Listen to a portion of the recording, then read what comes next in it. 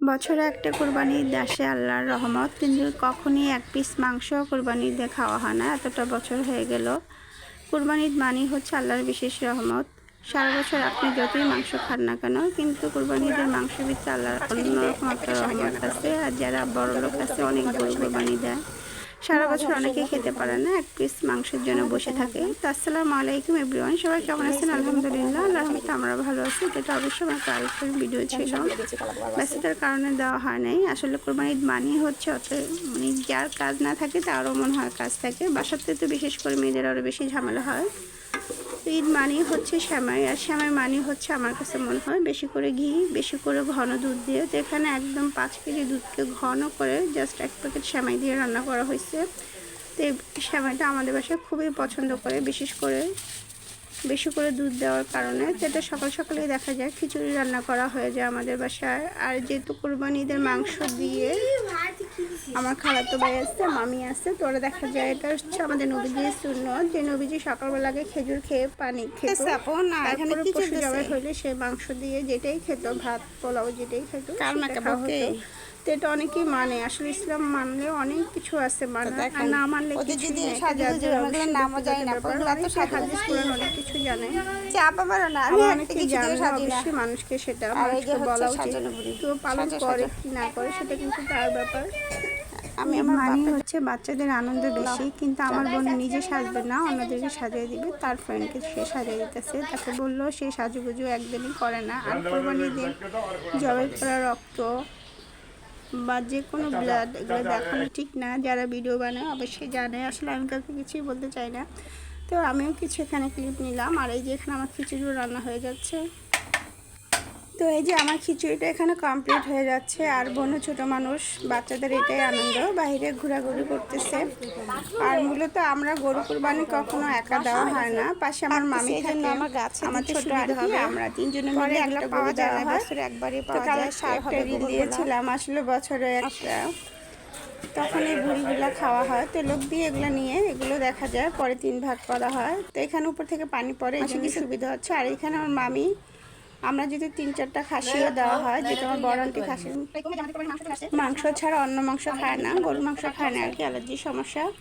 তো খাসিটা যেহেতু ভাগের না, এটা আগে আগে হয়ে যায়, তো এটা আগে আগেই রান্না করা হয়ে যায়। আর এই কালো এলাচটা অবশ্যই খাসির মাংস একটা বাজে স্মেল থাকে, সেই স্মেলের জন্য এটা দেওয়া। আর আমাদের বাসায় ঝালটা একটু কম খাওয়া হয়।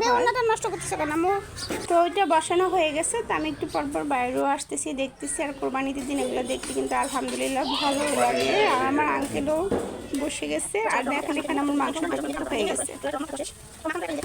এটা এই জন্য মূলত রান্না করা, যার খেতে লাগে সেখানে খেতে পারে। আর এই যে আমাদের বাসা যেহেতু খুবই ছোট, নিচতলা বাসা, তো এটা অবশ্যই ভাগার মাংস, যেভাবে ভাগ করা হয় সেভাবে ভাগ করা হবে। সব কিছু মাংস আমরা আগে থেকে রান্না করার জন্য নিয়ে যাই।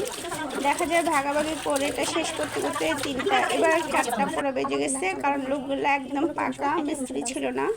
তো আমাদের বাসায় একদম বেশি করে দেখা যায় 20-25 কেজি মতন মাংস রান্না করা হয়। তো এবার একটু কমই রান্না করা হয়েছে, যেহেতু গরুর মাংস একটু কমই খাওয়া হয়। তো এই মাংসটা রান্না করা হয়েছে আমার আন্টিকে, আমার মামিকে, সবাইকে। মানে ঈদের দিন আমাদের বাসায় মেন রান্নাটা হয়, তো এই জন্য বেশি করে রান্না করা হয়। পরে বক্সে করে রেখে দিয়ে এটা খেতে বেশি মজা লাগে। কোরবানি ঈদের দিন বেশি মাংস যেখানে রান্না করে দেখবেন সেটা টেস্টই আলাদা। তো এই যে কাজটা সব শেষ করতে করতে বিকাল হয়ে যাচ্ছে। আর আমাদের এই যে বললাম, এবার মিস্ত্রিগুলো এত বাজে ছিল যে এদের কাজ করতে করতে 4টা বেজে গেছে। তো ওদের জন্য খাবারের ব্যবস্থা করলাম, যেহেতু বিকাল হয়ে গেছে। আর অবশ্যই ঈদের দিন ওদেরকে খাওয়ানো অবশ্যই সবের কাজ, সবের জন্য না, আসলে সারাদিন কাজ করতে। আর আমাদের এখানে এত গরিব লোক যে আপনি যদি 2 পিস করে দেন, 3-4টা গরু কেটে যদিও দেন, আপনি সারাদিনই আসবে লোক। এটা ওদের অভ্যাস। কিছু কিছু মানুষ আছে মাংস নিয়ে পরে বিক্রি করে। আলহামদুলিল্লাহ, এই যে আমাদের গরুর মাংসটাও রান্না করা হয়ে গেছে। তো আমি কালকে একটা রিল দিয়েছিলাম মনে হয়, যে আসলে 20-25 কেজি যাই রান্না করেন না কেন, একই মাপে রান্না মাংস দিতে হয়।